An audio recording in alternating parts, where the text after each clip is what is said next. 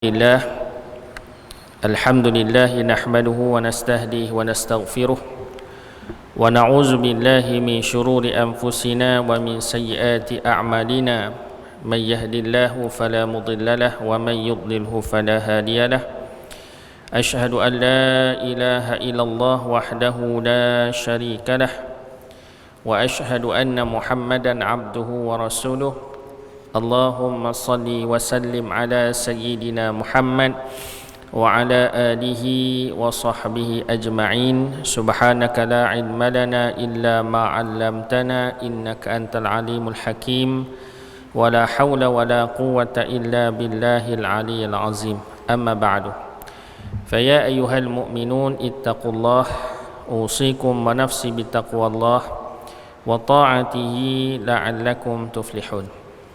Terima kasih kepada yang bahagia Ustaz Amin selaku timbalan imam utama, imam besar Masjid Negeri, seterusnya para staf Masjid Negeri, tuan-tuan muslimin dan muslimat yang dirahmati Allah sekalian. Kita bersyukur kepada Allah Subhanahu wa taala masih lagi diberikan usia kesihatan yang baik oleh Allah Subhanahu wa taala untuk dapat sama-sama kita meneruskan agenda kehidupan yang telah Allah Ta'ala tentukan kepada kita. Dan marilah sama-sama kita berdoa supaya Allah Ta'ala lanjutkan usia kita sehingga kita dapat sampai dan beramal di dalam bulan Ramadan dan diberikan kesihatan. Dan kalaupun Allah Ta'ala takdirkan kematian kita, kita harapkan moga Allah Subhanahu wa Ta'ala menjemput kita di dalam bulan yang penuh keberkatan itu, insya-Allah. Jadi alhamdulillah tuan-tuan sidang jemaah dirahmati Allah sekalian, pada tahun ini Ramadan insya-Allah nampak ceria sikit daripada tahun sebelum ni, yang mana kalau tahun lepas kita berpengalaman menghidupkan Ramadan di rumah masing-masing, daripada tak reti jadi imam, retilah jadi imam, alhamdulillah, dan dapat kita kumpulkan anak isteri kita untuk berjemaah, dan itu mudah-mudahan Allah Subhanahu wa taala memberi kebaikan kepada kita. Dan pengalaman-pengalaman yang lain sampailah hari raya, syukur kita kerana Allah Subhanahu wa taala telah mentarbiah kita walaupun diberikan kesengsaraan dengan dihalang kebebasan kita, tetapi Allah Subhanahu wa taala memberi kita untuk masa bersama dengan Allah Subhanahu wa taala dan ahli keluarga untuk beribadah kepadanya, insya-Allah. Dan alhamdulillah tahun ni kita diberikan kelapangan masa dan juga peluang untuk dapat kita hadir ke masjid. Mudah-mudahan dapat sama-sama kita makmurkan masjid-masjid kita, dengan mengimarahkannya walaupun diberikan masa yang terhad, sebab tujuannya adalah untuk menjaga masa penularan tu. Takut kalau terlalu lama dia akan merebak. Itu ikhtiar kita, itu ikhtiar kita, kita patut berikhtiar. Dan selebihnya kita bertawakal pada Allah Subhanahu wa taala. Mudah-mudahan Allah Subhanahu wa taala menjaga kita, dengan kita menjaga apa yang patut kita jaga sebagai ikhtiar sebagai seorang hamba, maka mudah-mudahan Allah Subhanahu wa taala menjadikannya asbab untuk penjagaan Allah Subhanahu wa taala kepada kita. Tuan-tuan sedang jemaah dirahmati Allah sekalian, sebelum saya nak berkongsilah beberapa perkara yang menjadi isu utama di dalam ibadah Ramadan ni ataupun ibadah puasa. Sebab kalau di Jabatan Mufti memang kalau nak masuk seminggu dua macam ni, memang kita sibuk melayani soalan-soalan daripada orang awam yang bertanya tentang perkara-perkara yang berkaitan dengan puasa dan ibadah-ibadah yang berkaitan dengannya sebagai pengulangan. Bukanlah tak reti, nak ulang balik, supaya lebih yakin, dalam usaha kita meningkatkan kualiti amalan-amalan kita, khususnya amalan ibadah puasa itu sendiri. Baik, sebelum saya nak masuk bincangan itu, saya nak bacakan suatu hadis Nabi SAW yang sangat sinonim dengan Ramadan ini, yang mana bila datangnya Ramadan, Nabi SAW akan berpesan kepada para sahabat. Sebuah hadis yang diriwayatkan oleh Imam Ahmad, bahwasanya apabila datangnya bulan Ramadan, Nabi SAW memperingatkan para sahabat dia. Hadis ini diriwayatkan daripada Abu Hurairah radhiyallahu anhu, katanya adalah Nabi sallallahu alaihi wasallam yubashshiru ashabahu yaqul, Nabi sallallahu alaihi wasallam memberikan khabar gembira kepada para sahabat dengan dia bersabda, qad ja'akum syahrun Ramadan, telah datang kepada kamu bulan Ramadan, syahrun mubarak, bulan kemuliaan, iftaradallahu alaikum siyamah, yang mana Allah Subhanahu wa taala telah memfardukan pada kamu di siang harinya dengan puasa. Yuftatahu fihi abwabul jannah, dan dibuka pada bulan itu akan pintu-pintu syurga. Dalam bulan Ramadan ni Allah Taala buka pintu-pintu syurga. Itu kata Nabi sallallahu alaihi wasallam. Wa yughlaqu fihi abwabu jahannam, dan ditutup pintu-pintu neraka Jahannam. Sebab tu kita tak berapa nak seronok ataupun tak berapa nak galak buat maksiat, tapi kita lebih terarah nak melakukan kebaikan, sebab syurga itu boleh dicium baunya 500 tahun jarak perjalanan. Itu kata Nabi SAW, kerana syurga itu adalah suatu yang akan menarik orang-orang untuk sampai kepadanya. Dan kata Nabi lagi, wataghallu fihi syayatin, dan akan diikat ataupun dibelenggu para syaitan.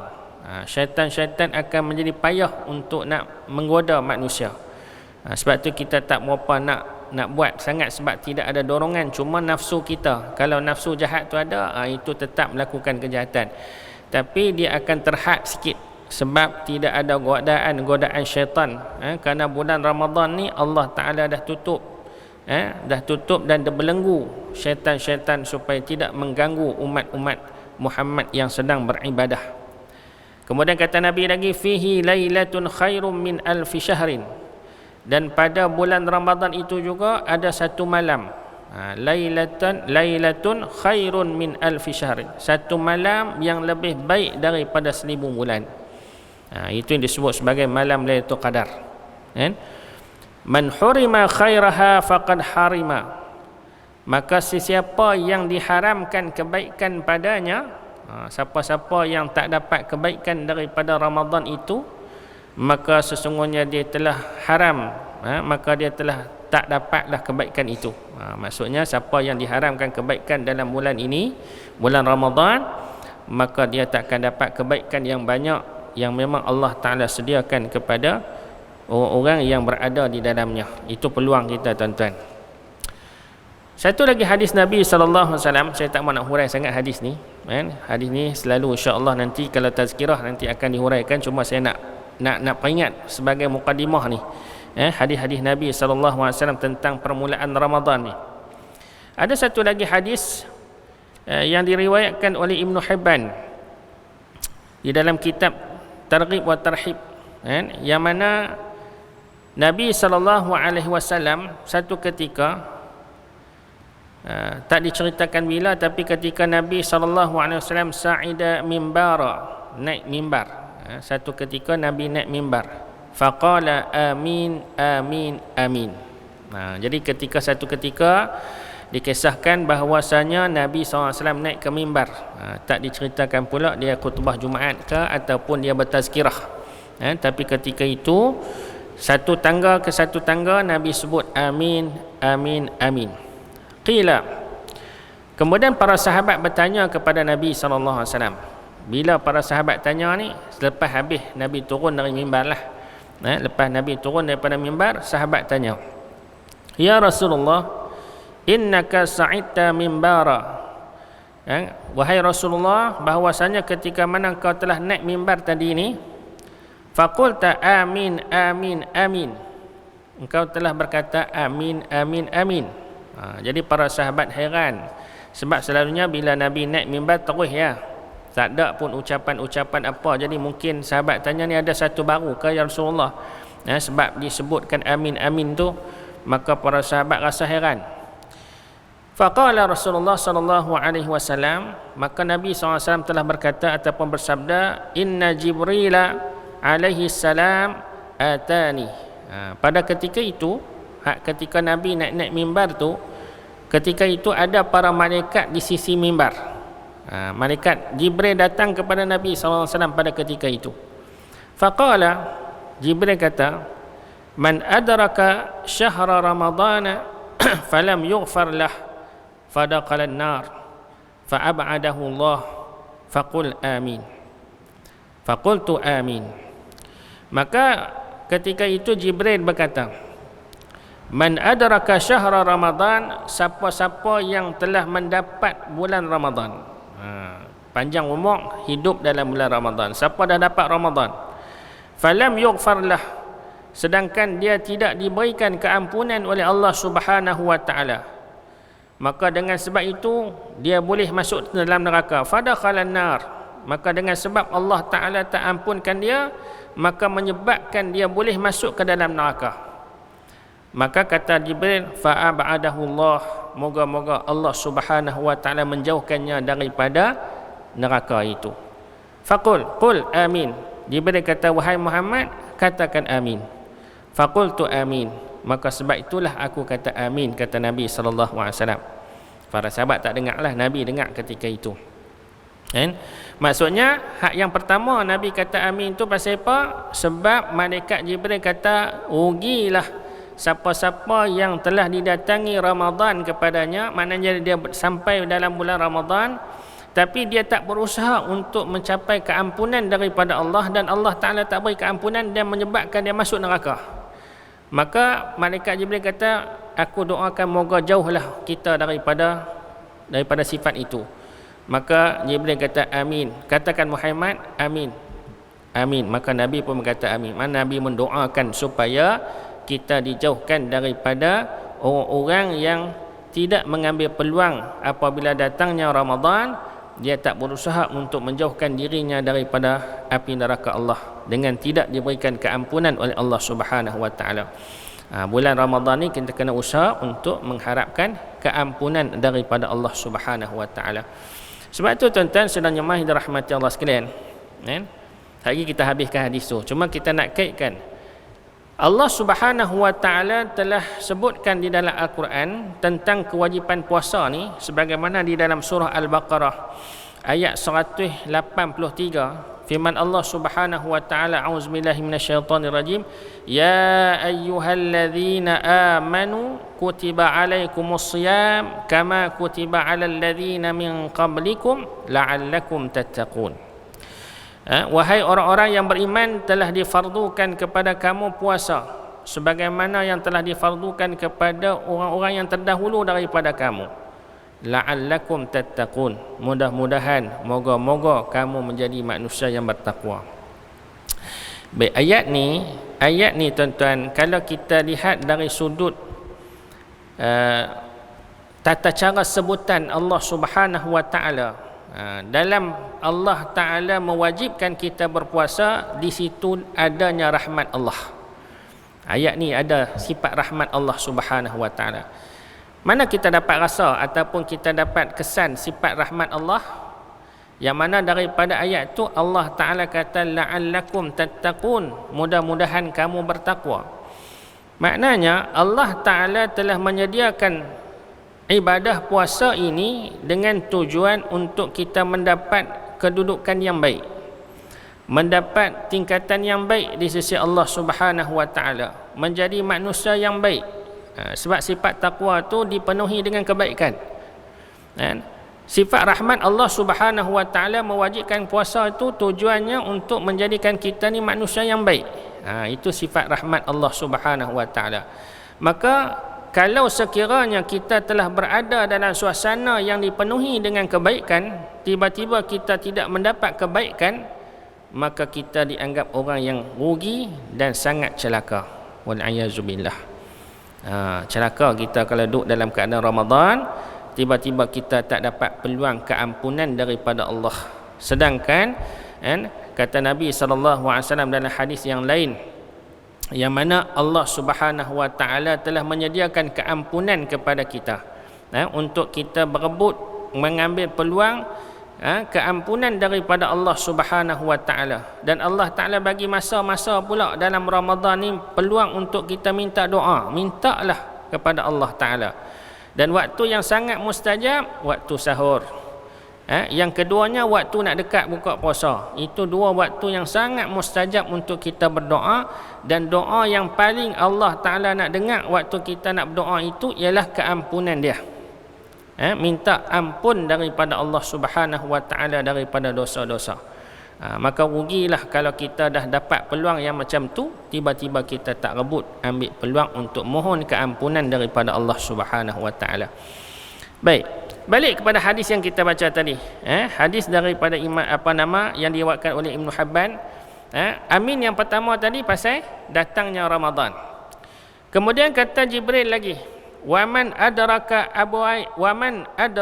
abawaihi aw ahdahuma falam yabirrahuma. Siapa-siapa yang mendapati ada kedua ibu bapanya, maknanya siapa yang masih ada lagi dua ibu bapa, au ahadahuma ataupun salah seorang daripadanya, falam yabirrahuma, sedangkan dia tak buat kebaikan kepada keduanya, famata fadaqalan nar, maka dia mati, dan dengan sebab dia tak buat baik kepada kedua ibu bapa tu, dia menyebabkan masuk ke dalam neraka. Fa ab'adahu Allahu, qul amin, maka moga Allah Ta'ala menjauhkan kita daripadanya. Maka katakan wahai Muhammad, amin. Maka faqultu amin, maka Nabi pun berkata amin. Baik, ini satu lagi iktibar kepada kita. Allah Ta'ala berikan peluang bagi kita yang masih ada lagi dua ibu bapa ataupun salah seorang daripadanya, maka hendaklah kita buat kebaikan.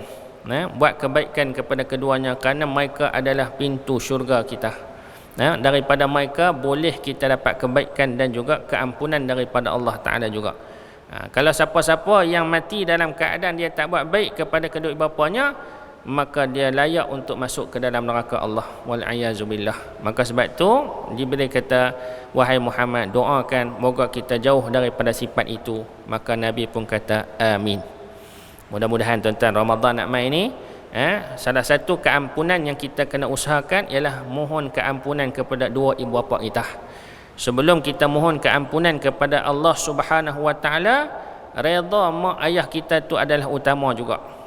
Allah Ta'ala tak redha kepada kita kalau mak ayah kita tak redha kat kita. Tapi kalau mak ayah kita dah mati dah, macam mana nak buat? Kita doakanlah kepada mereka. Doakan kebaikan kepada mereka. Tapi kita tengok hari ni nak dekat masuk Ramadan ni, ada kenyataan keluar pula siapa-siapa yang langgar SOP nak balik kampung jumpa mak ayah. Yang tu kena jaga agak tuan-tuan. Walaupun mungkinlah kita tak boleh nak berbuka puasa dengan keluarga mak ayah kita, sebab kita ni kebanyakan di perantauan ni. Orang kerja di Penang, ada di Kedah keluarganya, ada di negeri-negeri yang lain. Masuk Ramadan tak boleh nak balik. Tadi ustaz kata kena buat kebaikan pada ibu bapa. Buat kebaikan pada ibu bapa ni bukan semestinya kita ada di depan dia semata-mata, tetapi boleh juga dengan kita sentiasa mengembirakan mereka.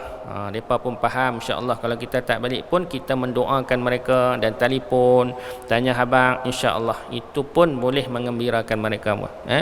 Mudah-mudahan. Baik, kemudian yang ketiga Waman dzukirta. Ini kata Jibril pula, siapa-siapa yang disebutkan nama engkau indahu padanya.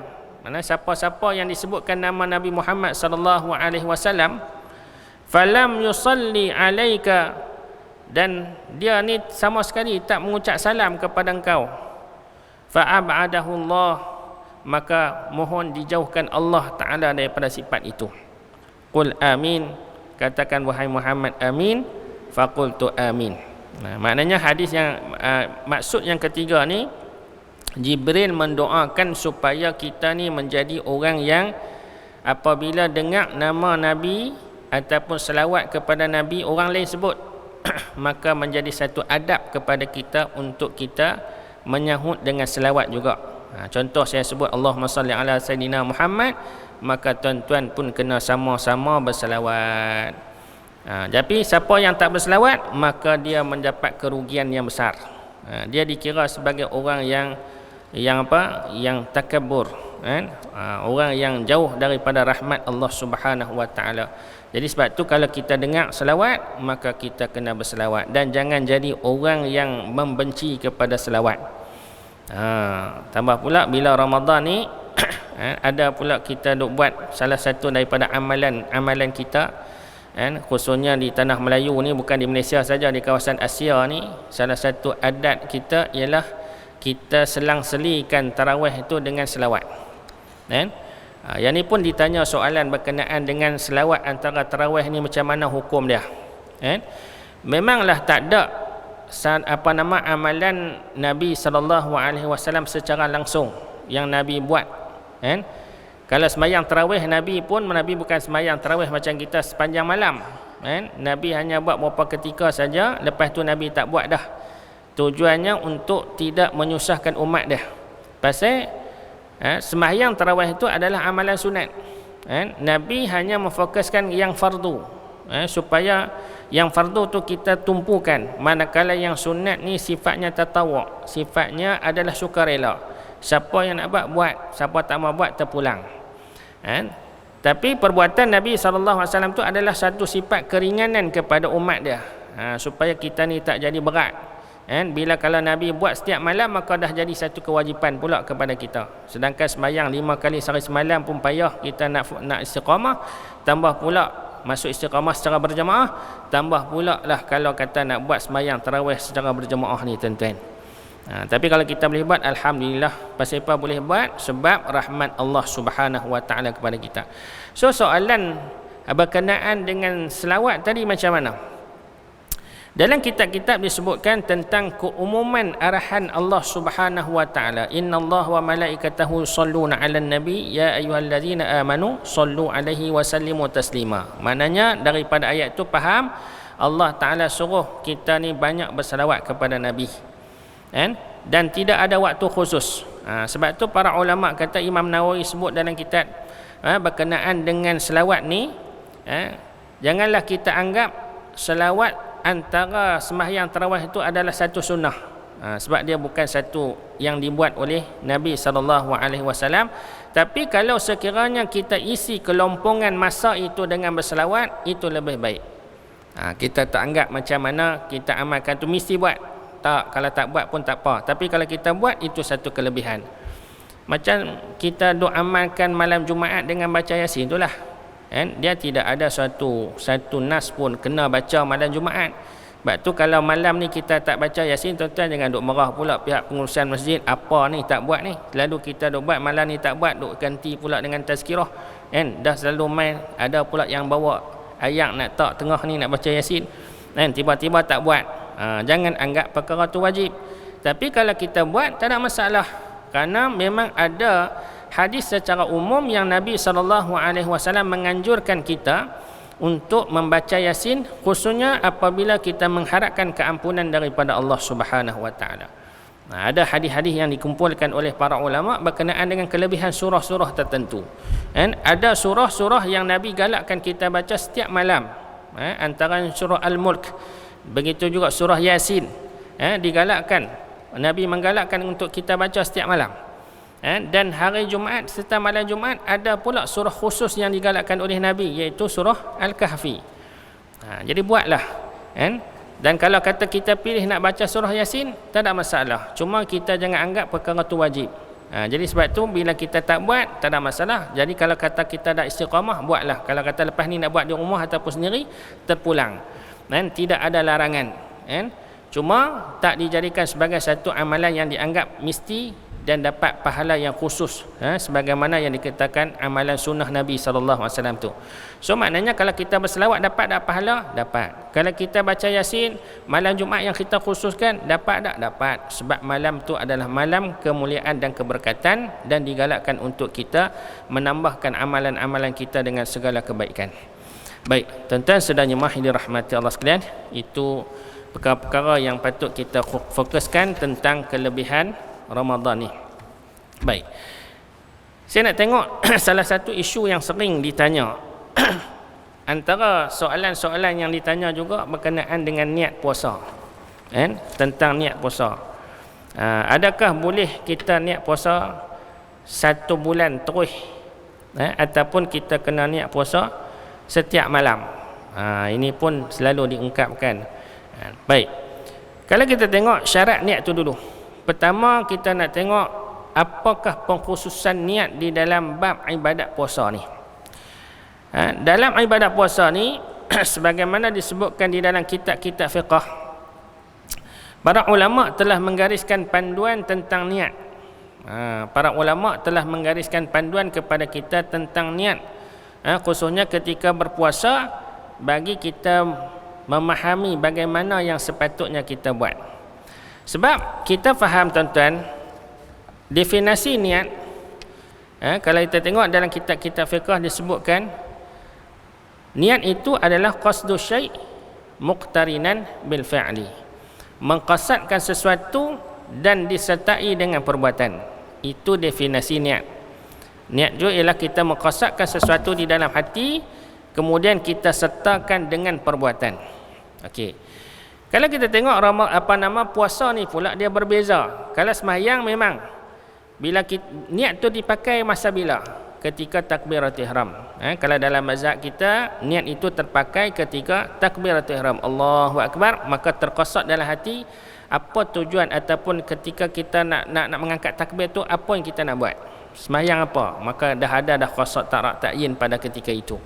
Maka terpakainya niat ialah ketika kita memulakan waktu kita bertakbiratul ihram. Rujuk balik kepada bab rukun solat tu tuan-tuan. Baik, manakala berkenaan dengan puasa ni pula bila kita nak niat dan bilakah keharusan niat tu? Puasa ni ada kaitan macam kita nak buat ibadah haji dan umrah. Kalau siapa-siapa yang biasa duk mengaji haji dan umrah dan tentang bab niat ni kita boleh rujuk sikit tuan-tuan. Nak niat ihram tu kita harus berniat ihram bermula daripada bermusafirnya kita. Maknanya kalau kata kita keluar daripada rumah, kita berniat ihram, dah terpakai dah niat ihram kita tu. Maknanya dah mula dah perjalanan kita untuk kita melakukan ibadah itu. Mana permulaan itu, walaupun bila kita nak mulakan haji itu ketika kita dah sampai pada tempatnya. Kalau contoh kalau kita buat umrah, permulaan dengan tawaf, itu permulaan dikira amalan kita dah bermula. Walaupun kita dah pakai ihram, maka ihram itu wajib kita pakai ketika mana sampai ke miqat dia. Itu permulaan pekerjaan umrah. Begitu juga permulaan pekerjaan haji, apabila sampai miqat maka kita dah mula kena niat. Tapi kalau kita niat sebelum tu, hukumnya harus dan niat kita terpakai. Maka begitu jugalah ibadah puasa. Ibadah puasa dia tak semacam mana ibadah solat. Ibadah solat dia waktu kita takbiratul ihram tu baru kira terpakai. Kalau dah ikut mazhab kita. Tapi puasa ni dia ada 3 perkara, 3 komponen. Pertama al-jazam. Yang kedua at-ta'yin.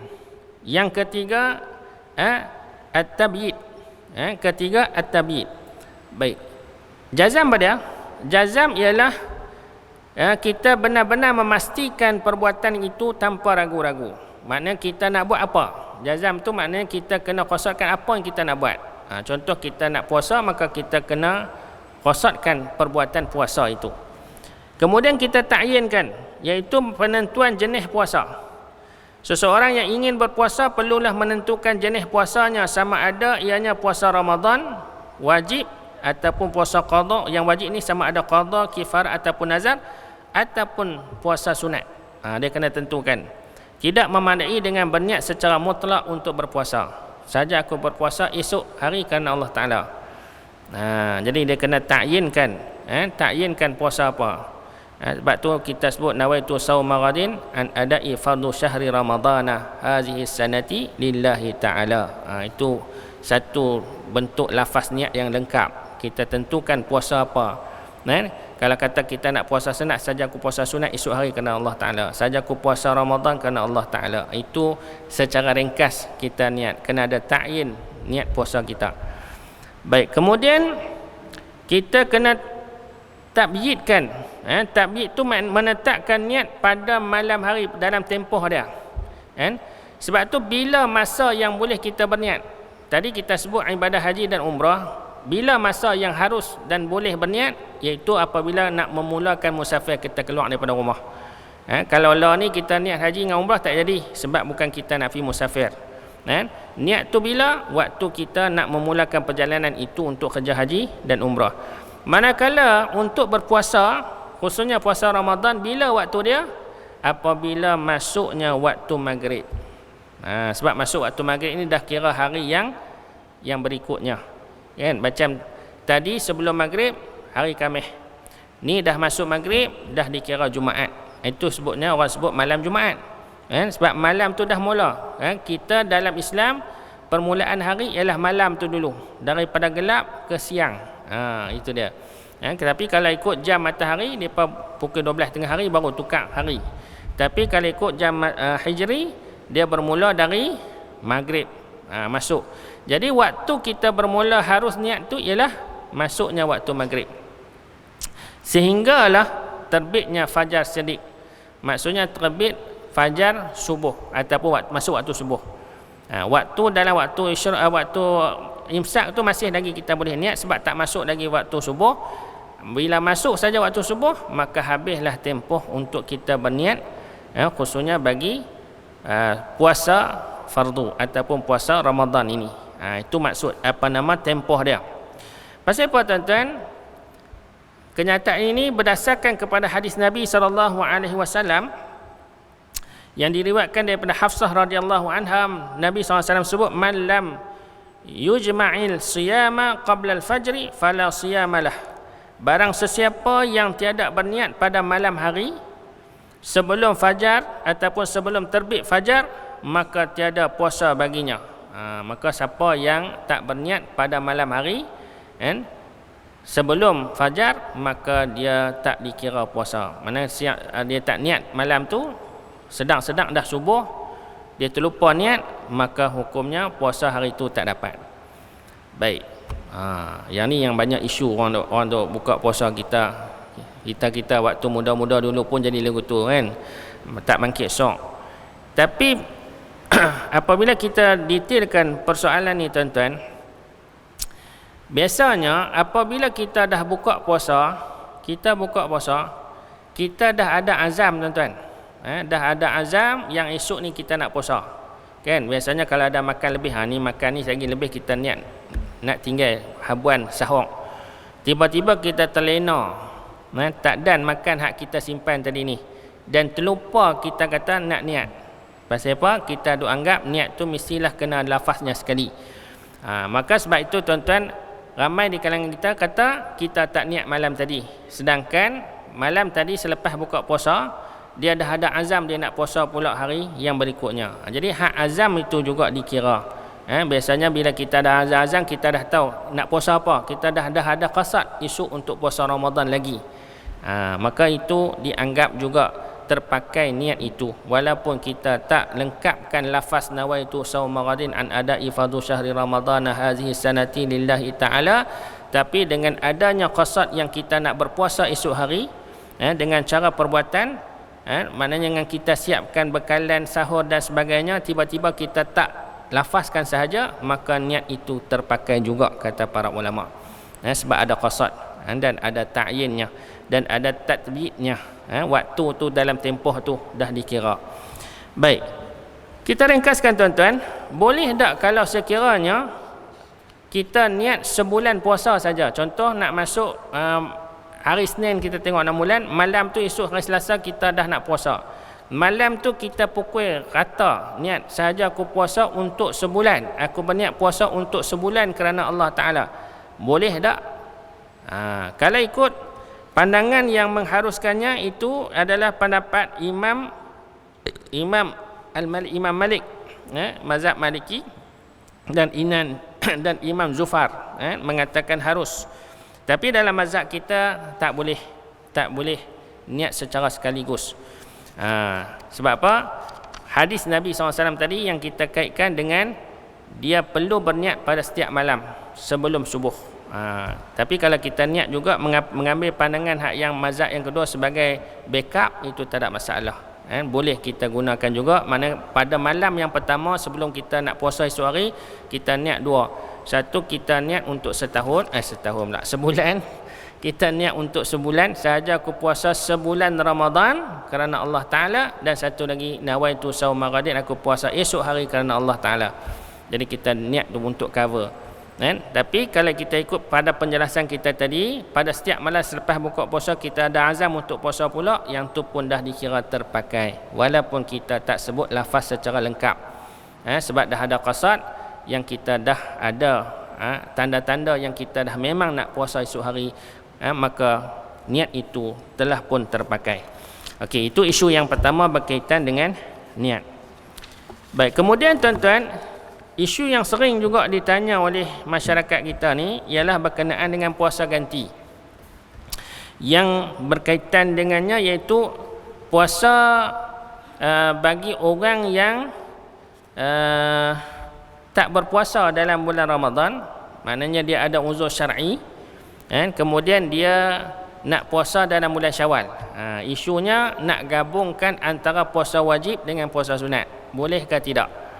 Baik, pasal apa kita kata puasa wajib? Ialah puasa wajib tu puasa Ramadan. Dia tak lengkap dalam bulan Ramadan. Kemudian dia nak buat puasa itu di dalam bulan Syawal.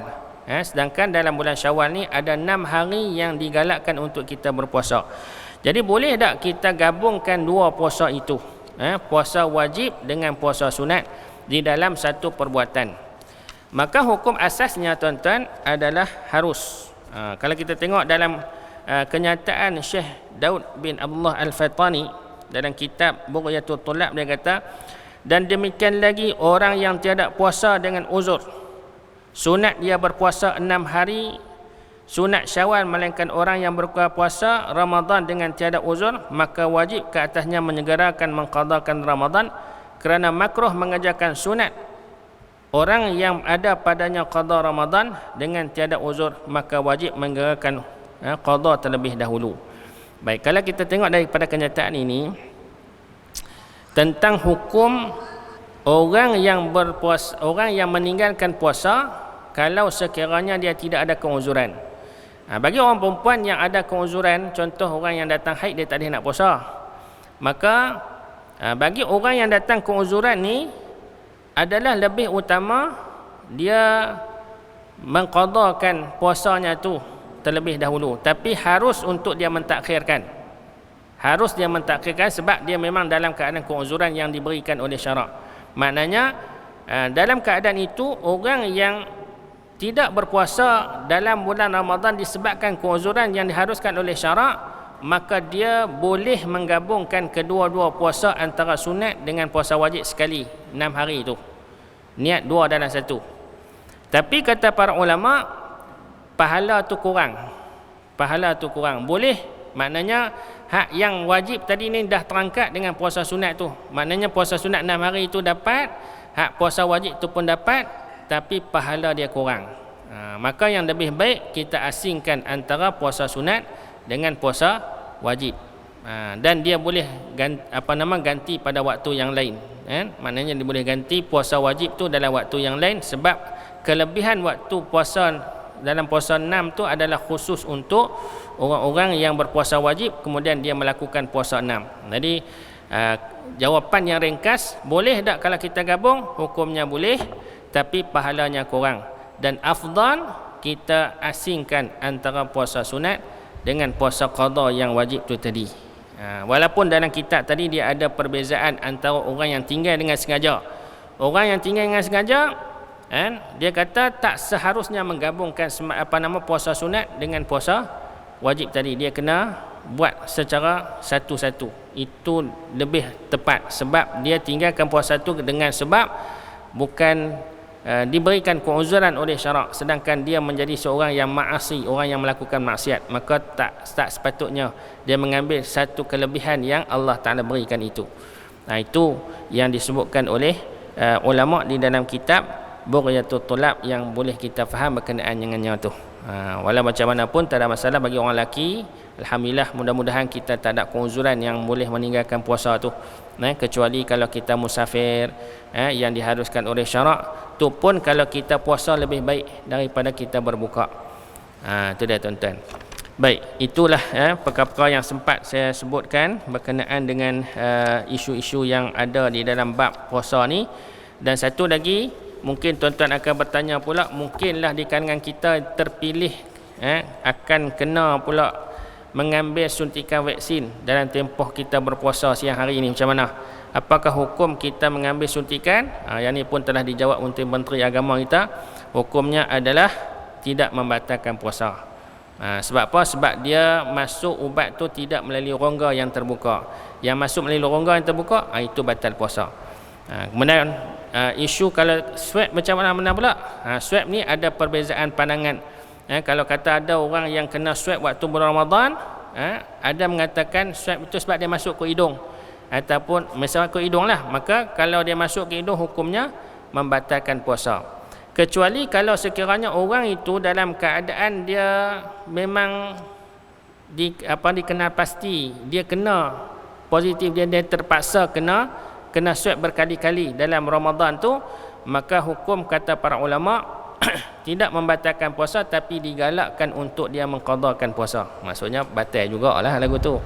Okey, itulah antara perkara yang patut kita ambil iktibar. InsyaAllah mudah-mudahan kalau tuan-tuan ada persoalan, tuan-tuan boleh ajulah kepada ustaz-ustaz kita, insyaAllah, sebab isu bab puasa ni adalah isu umum dan dia sentiasa berlaku kepada kita. Mudah-mudahan kita dapat laksanakan puasa ni dengan penuh keyakinan, dan setiap tahun kita tambahlah kebaikan-kebaikan dari sudut amal-amal ibadah kita dan dari sudut kualiti puasa kita, insya-Allah. Mudah-mudahan dia menepati hukum syarak sebagaimana ditentukan oleh Allah Subhanahu wa taala. Jadi sekadar itu dulu yang baik daripada Allah Subhanahu wa taala, dan segala kekurangan dan kelemahan itu kelemahan asasni. Aku qauli hadza wa astaghfirullah wa billahi taufiq wal hidayah. Wassalamualaikum warahmatullahi taala wabarakatuh. Bismillahirrahmanirrahim. Alhamdulillahirabbil alamin, wassalatu wassalamu ala asyrafil anbiya'i wal mursalin wa ala alihi wa sahbihi ajmain. Allahumma faqihna fid din wa 'allimna ta'wil wahdina ala siratikal mustaqim. Allahumma arhamna bil Qur'an waj'alhu lana imaman wa nuran wa hudan wa rahmah. Allahumma zakkirna minhu ma nasina wa 'allimna minhu ma jahilna warzuqna tilawatahu ana al-laili wa atrafan nahar waj'alhu lana hujjatan ya rabbal alamin. Allahumma tahhir qulubana minan nifaq wa a'malana minar riya wa alsinatana minal kazib wa a'yunana minal khiyanah. Allahumma khtim lana bi husnil khatimah wa la takhtim alaina bi su'il khatimah.